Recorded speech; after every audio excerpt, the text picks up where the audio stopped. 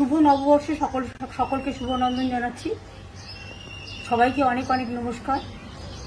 ভালো থাকবেন সকলে। বাংলার একটা ঐতিহ্য, বাংলার একটা গরিমা আছে। এটা আমাদের বাংলার নববর্ষ এবং সাথে সাথে অনেক রাজ্যেরও নববর্ষ আছে। আমি সকলকে বলবো, বাংলা সংস্কৃতি সম্প্রীতির পীঠস্থান এবং সমস্ত সামাজিক সংস্কারের, জাতীয়তাবাদের আন্দোলনের, স্বাধীনতা সংগ্রামের পীঠস্থান, বাংলা সংস্কৃতির পীঠস্থান, বাংলার সর্বধর্ম সমন্বয়ের পীঠস্থান, সংহতির পীঠস্থান। সব ধর্ম, বর্ণ, জাতি বিশেষে সব মানুষ ভালো থাকুন, সুন্দর থাকুন। আর তৃণমূল কংগ্রেস সরকার আপনারা দেখেছেন, কেন্দ্রীয় বঞ্চনা সত্ত্বেও আমরা প্রায় 105টা সোশ্যাল স্কিম করেছি, জন্ম থেকে মৃত্যু অবধি সব মানুষের জন্য।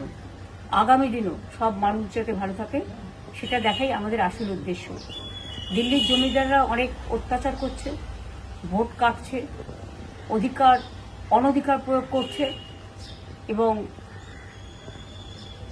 বিজেপি ভ্যানিশ ওয়াশিং মেশিন সব এজেন্সি দিয়ে বাংলার উপর জুলুম অত্যাচার করছে। এই অত্যাচারের বদলা নিন। আপনাদের কাছে অনুরোধ, আপনার একটা ভোট দয়া করে দিন। আমি নিজে এখান থেকে সুপ্রিম কোর্ট পর্যন্ত গিয়ে 32 লক্ষ বাদ দেওয়ার নামকে আমরা সুপ্রিম কোর্টের সাহায্যে তুলতে পেরেছি।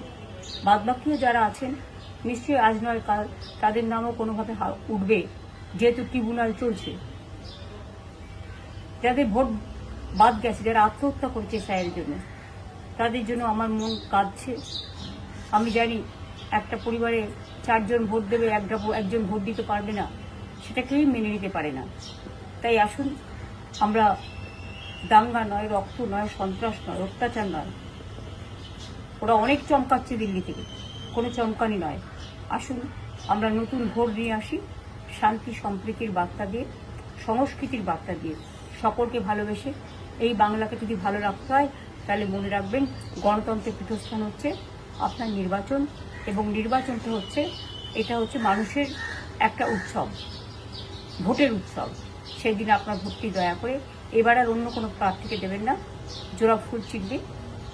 যে যেখানেই প্রার্থী হোক না কারণ মনে রাখবেন, 294টা কেন্দ্রে যদি আমার নেতৃত্বে সরকার চান, তাহলে আমার প্রত্যেকটা প্রার্থীকে আপনারা দয়া করে কোনো উৎসব ও প্রচারে কান না দিয়ে জোড়া ফুল চিহ্নে ভোট দেবেন। সকাল সকাল ভোট দেবেন, নিজের ভোট নিজে দেবেন, আর ভোটের অধিকার রক্ষা করবেন। জয় হিন্দ, বন্দে মাতরম, জয় বাংলা।